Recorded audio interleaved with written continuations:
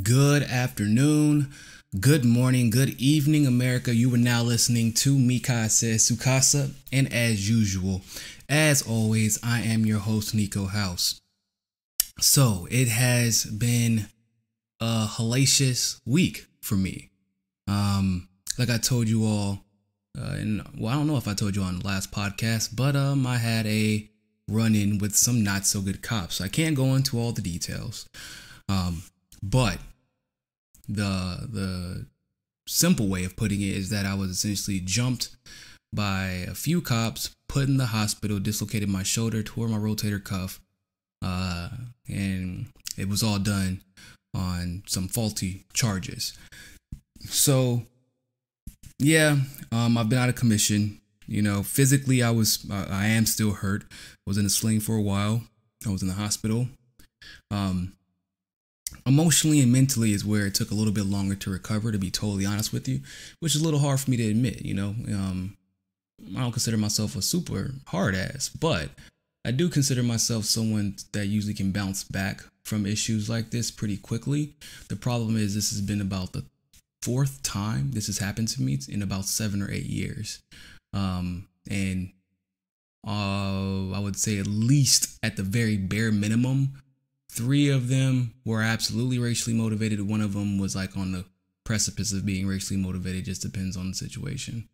But all of them demonstrated that cops, there's a serious breakdown in our justice system and our legal system and with our law enforcement. And I'm not exactly sure what their goals are anymore, because what they are supposedly arrested me for, or I should say sent me to the hospital for, they actually never asked any of the victims or witnesses in question involved in the situation. It was like in a night scene situation, where I was actually there defending someone, trying to prevent a situation from starting. And the cops could have questioned all the witnesses there. However, they refused to. Funny enough, they were actually called because, or at least we thought that that's why they were there, but they were there because of the people who were causing trouble, and therefore I thought when they got there that it would be a good thing. Yeah, that was stupid of me. I don't know what the hell I was thinking, but so I just wanted to give you all an explanation on that front. So thank you all for being so patient, and I've been reaching the people who have already heard about this because you're on my YouTube channel. It's been, the outpouring of love and support has been absolutely amazing.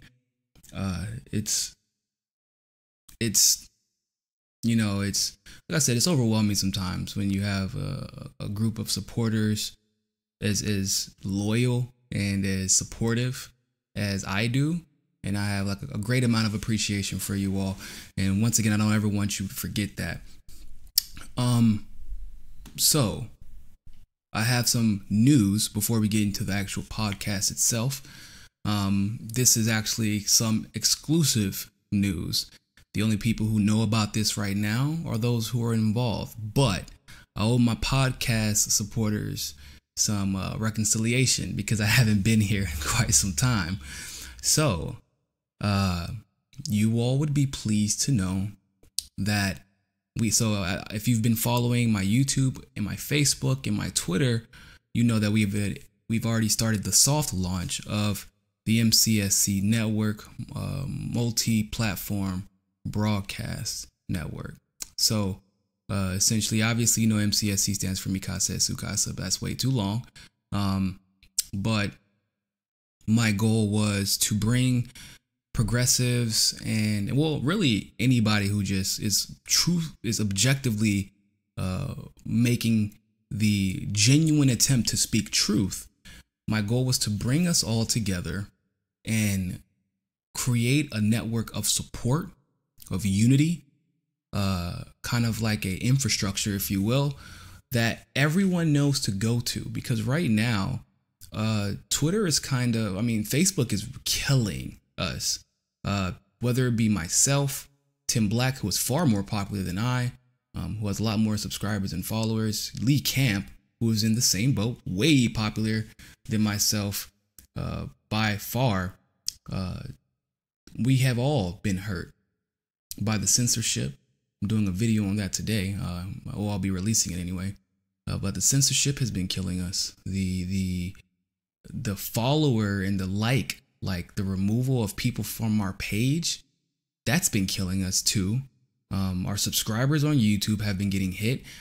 Just as a small example, I took, obviously, as you know, if you've been keeping up with my YouTube page, I didn't post a video. Me personally, I didn't post a video, and the ones who did post a video on the network page, they didn't tag anything. So YouTube obviously doesn't really read you if you don't tag. Only your subscribers will get the notifications.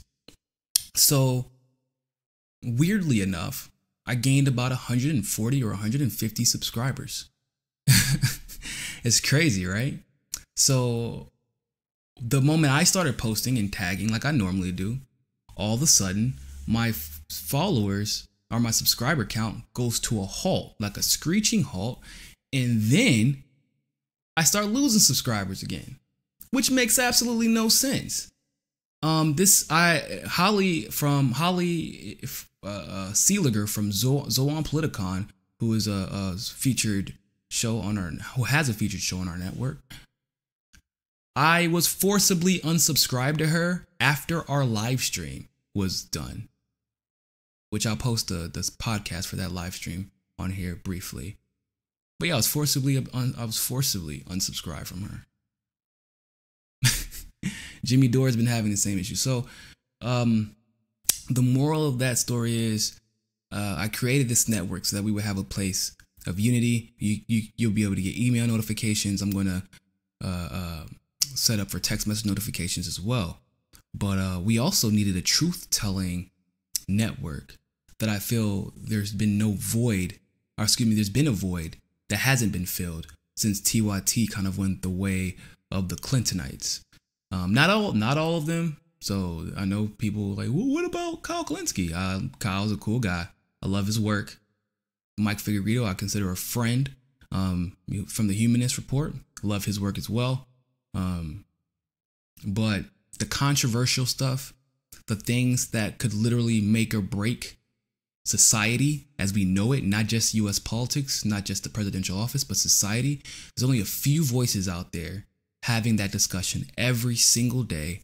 And we get shut down regularly, whether that be myself, Holly Seeliger, Tim Black, Lee Camp.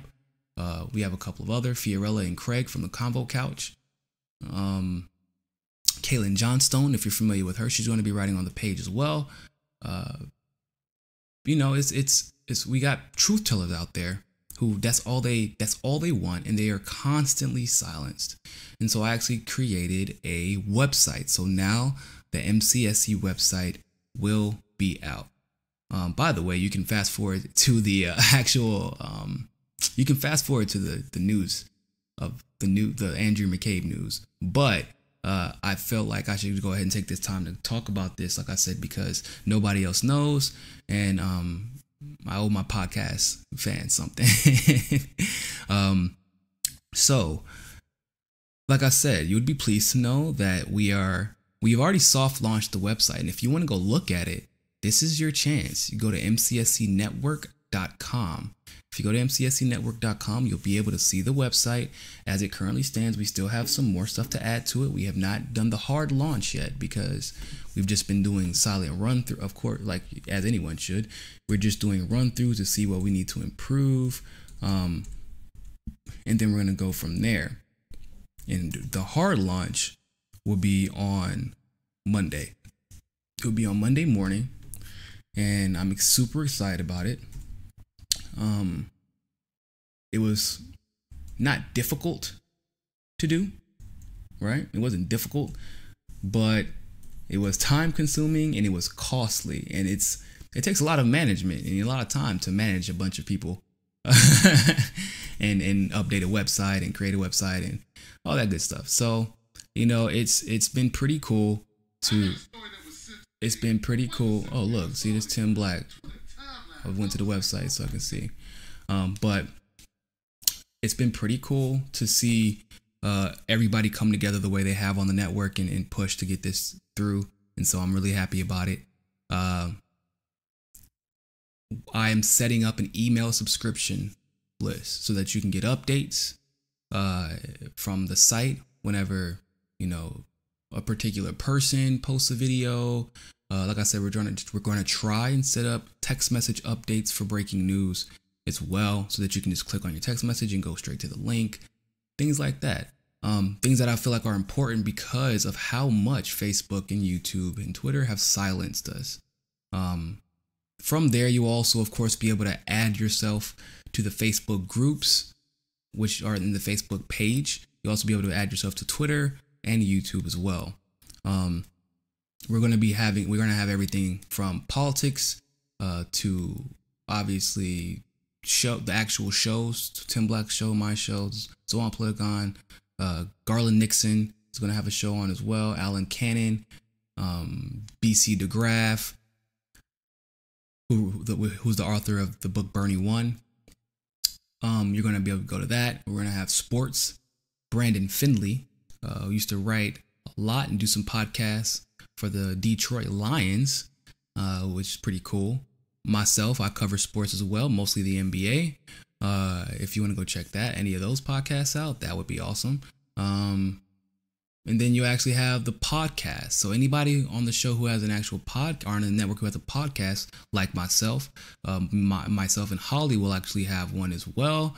Tim Black has his podcast, and so you get the gist of it though.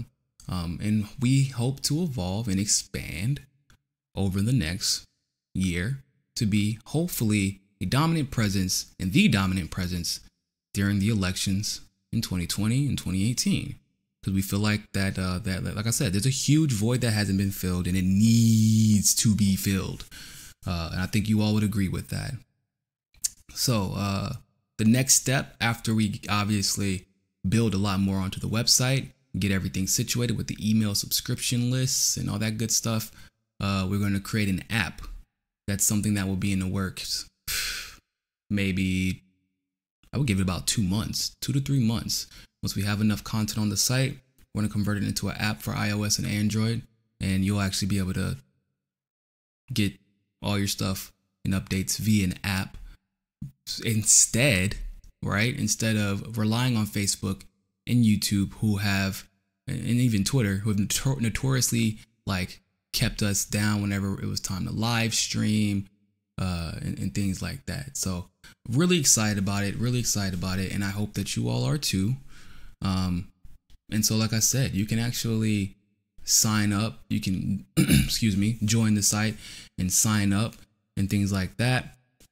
And what that does is allows you to actively comment on on any of the videos or the articles or anything like that. And then I'm going to have a separate sign up for our email lists. So thank you very much for that. Let's go ahead and get started.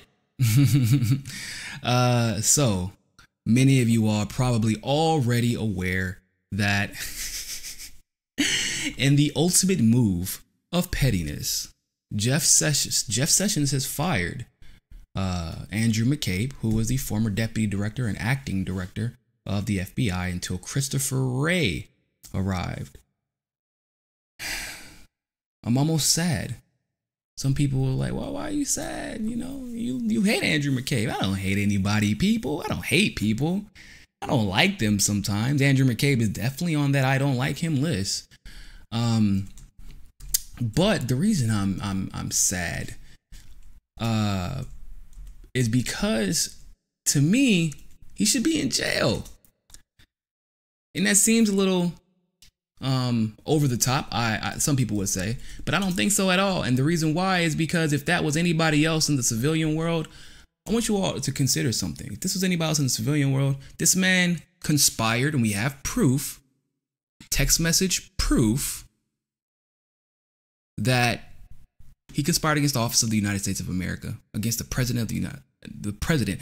I don't care whose name you put in that president of the United States of America. I don't care if it's Donald Trump, Hillary Clinton. I don't care if it's Bernie Sanders, Barack Obama, Vladimir Putin. I don't care. You, as a citizen, especially as one with power and authority, should not use that power and authority to then conspire for selfish political reasons, right? I want to make sure that's clear. For selfish political reasons, you cannot use that power to spy and conspire against the president, against the office of the president of the United States of America. People seem to believe that this came out of absolutely nowhere. People forget that the two senior officials for the FBI were exchanging text messages, and they tried to hide the text messages because they knew who all would be implicated, and one of those people was Andrew McCabe. So people forget that. I don't know why people forget that. We're going to talk about that a little bit later in the show, but people forgot that. People also forget that Andrew McCabe, along with several of his other colleagues, they had a lot of conflict of interest. More than a lot of conflict of interest. And that's like, that doesn't warrant going to jail, right? But why wouldn't you, as a responsible investigator, as a responsible leader, as a responsible person, recuse yourself of the Clinton email scandal and the Russiagate investigation, knowing that your wife was accepting truckloads of money from the Clintonites in Virginia in her race? People, she raised the most money in the entire country, more than national level campaigns. And yet, he still allowed himself to be the leader of both of those investigations. And he's surprised at the result. I totally agree. I don't believe that he should have been allowed to get his pension. And he should be extremely thankful that he is not in jail. So I want to read to you all really quick the Inspector General's findings, because that's what I think that's what's gotten lost a lot in this conversation. People want to say Trump said this, Trump said that, Jeff Sessions said this, Jeff Sessions did that, and it's really not about that. And that's not the most important part of the story. I think the findings as to why he's being fired is being grossly overlooked by mostly the mainstream media on the left. The right has brought it up constantly, as you would expect. Fox News has definitely not left that out. But I was reading an article by CNN and New York Times. And they're like, yeah, the Inspector General kind of found some stuff, and they were like, Jeff Sessions fired him. But can you believe that guy? Oh, I can't believe that they fired such a prestigious and esteemed FBI official. Yeah, right, get the hell out of here. But it's neither here nor there. So, pursuant to the Department Order 1202, and based on the report of the Inspector General, the findings of the FBI Office of Professional Responsibility, and the recommendation of the department's senior career official, I have terminated the employment of Andrew McCabe effective immediately, Sessions said in statement. I have terminated the employment of Andrew McCabe effective immediately after an extensive and fair investigation. According to the Department of Justice procedure, the department's Office of the Inspector General provided its report on allegations of misconduct by Andrew McCabe to the FBI's Office of Professional Responsibility. Sessions said also, I have terminated the employment of Andrew McCabe, and the FBI's OPR then reviewed the report, before I terminated him, the FBI's OPR then reviewed the report and the underlying documents and issued a disciplinary proposal recommending the dismissal of Mr. McCabe. So I want you all to understand that. The OPR, obviously, this is the FBI's Office of Professional Responsibility, not Donald Trump, who clearly almost has damn near no control of the FBI, it seemed like, until very, very recently. This is the FBI's OPR, Office of Professional Responsibility, who issued the disciplinary recommendation of dismissal of Andrew McCabe. So Trump is taking a lot of heat for this.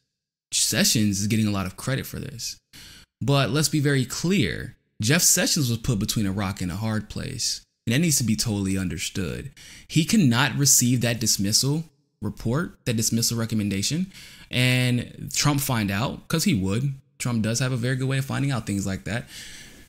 and then he doesn't actually fire him. And then if it comes out that Andrew McCabe collects his retirement, and then this information got leaked to Donald Trump, Jeff Sessions would be gone. He would be ridiculed. His party, in my opinion, would not even support him at all, because, you know, they all have their internal beefs. But one thing I can definitely say about the Republican Party, which is something that you can't really say about the Democratic Party, they are united in the Republican Party.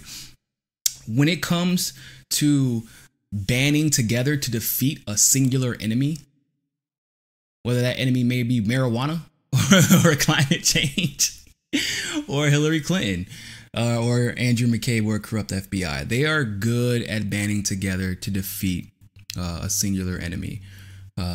Usually because, unfortunately, the Republican Party takes more lobbying money than anybody else. So that could have a little something to do with it. But they are also representative of the dominant demographic in the country, which is middle-aged to older conservative white people. So you have to continue to play the same ball game and keep the nostalgia of the olden days when you're a Republican establishment official.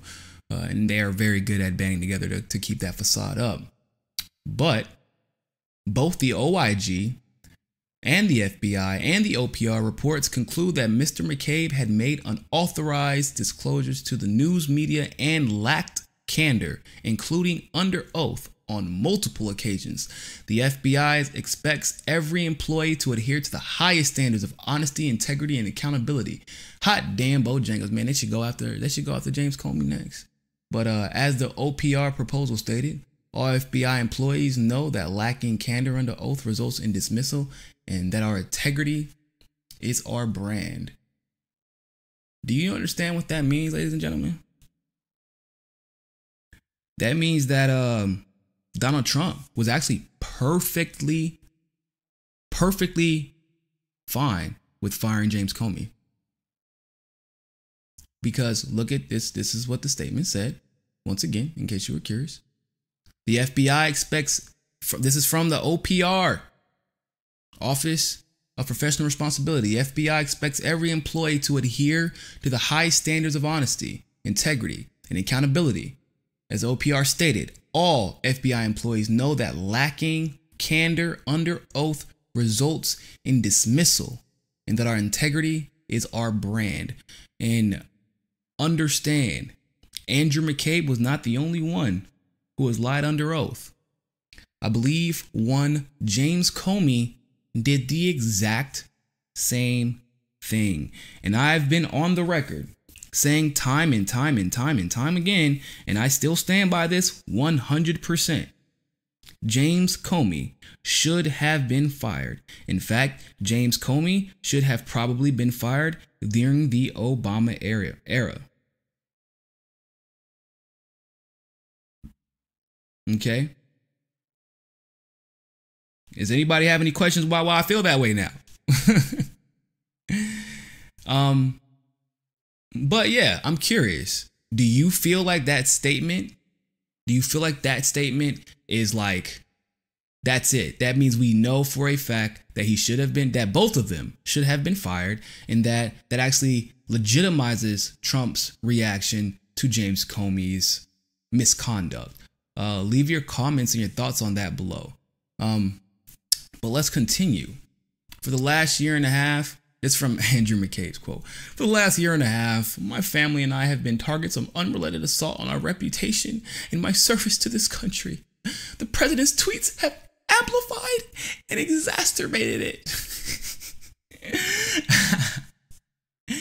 Yo.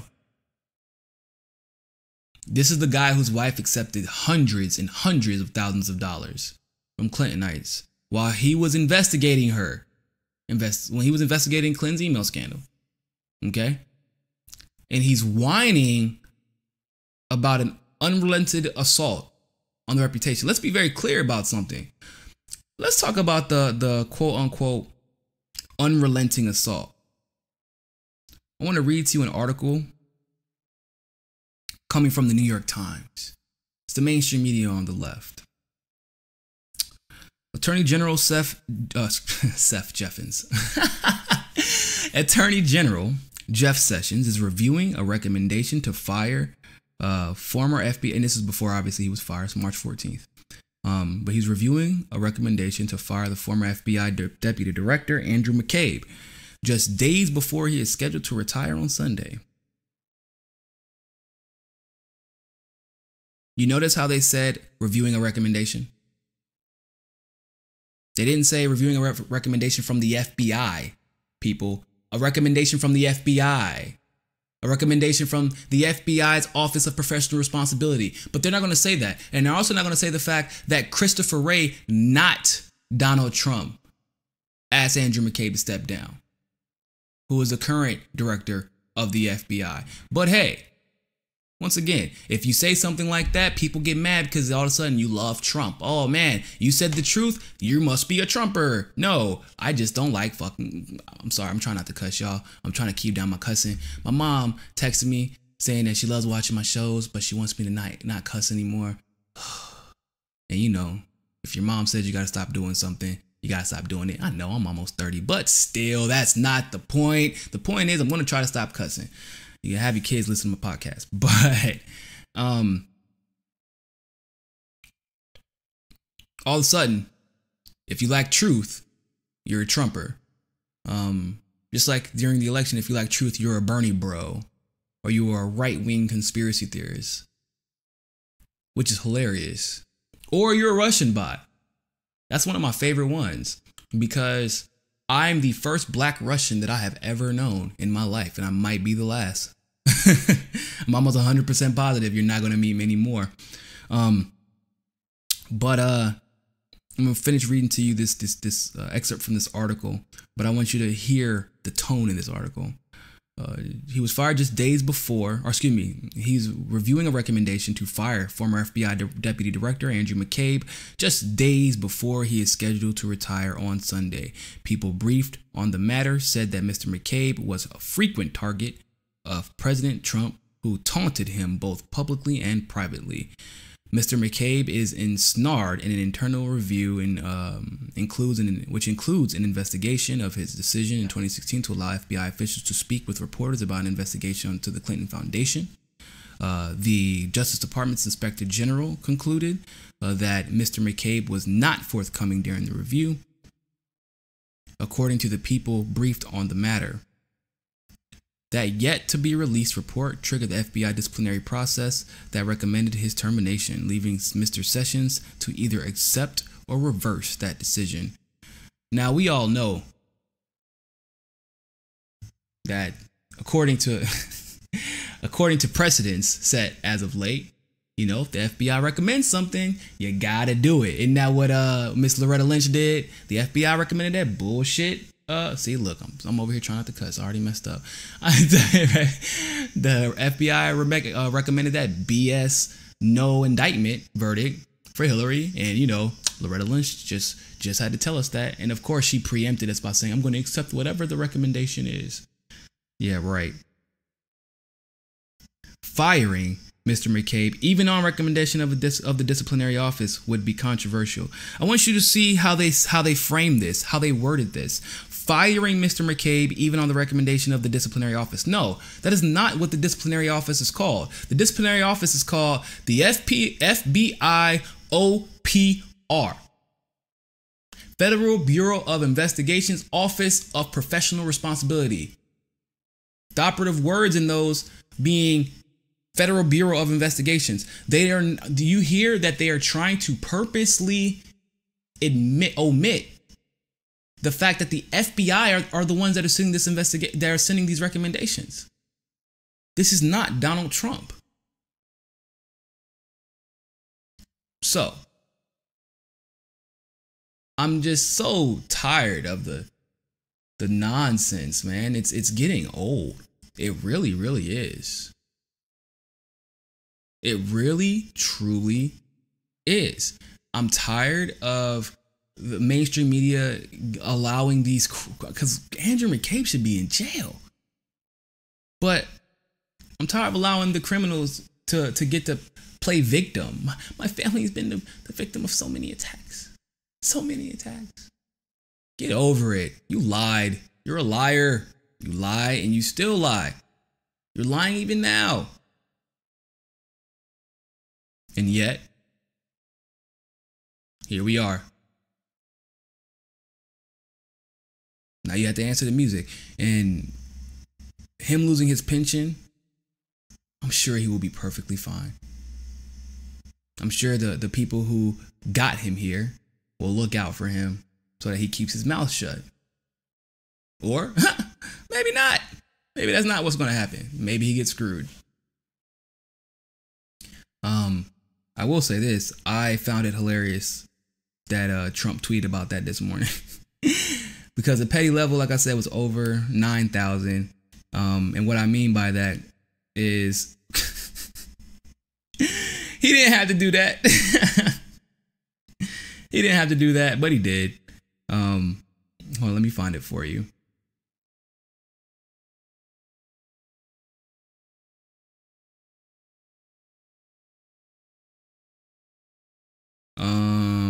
He said, this was about 12. Oh, this is 12 in the morning that Trump said this. Boy, shouldn't you be asleep or running the country or something like that? 12 in the morning. Don't be tweeting. Hey, man, let me go ahead. Andrew McCabe fired. A great day for the hardworking men and women of the FBI. A great day for democracy. Sanctimonious James Comey. Boy, who taught you that word? You ain't know what sanctimonious meant 2 days ago. We ain't. Hey, look. Let me find out. Somebody got Trump's Twitter under control. But sanctimonious James Comey was his boss and made McCabe look like a choir boy. He knew all about the lies and the corruption going on at the FBI at the highest levels. Hey, he ain't lie. Did he lie? I know some of y'all just want us to attack whoever, wherever, no matter what. But did he lie, though? Did he lie? He did not. And that's something that needs to be recognized. Regardless of how you feel about it, it needs to be recognized. He was connected to such a degree that his conflict of interest should have demanded his recusal, but he did not do that. Why? Because he wanted to use those self-interests for his personal political agenda. So, with that being said, make sure that you like and that you share this video. Share it wherever you can. As a matter of fact, share this podcast. Share it, like it. Invite your friends to like the podcast. We need as much support as we can because we're getting beat from all sides. Seriously, we're getting beat from all sides on this. YouTube, Facebook, Twitter, everybody. So make sure that you do like and subscribe to the podcast. If you're watching this via YouTube, like and subscribe to the video. And always remember, more than anything else, find your balance. Peace.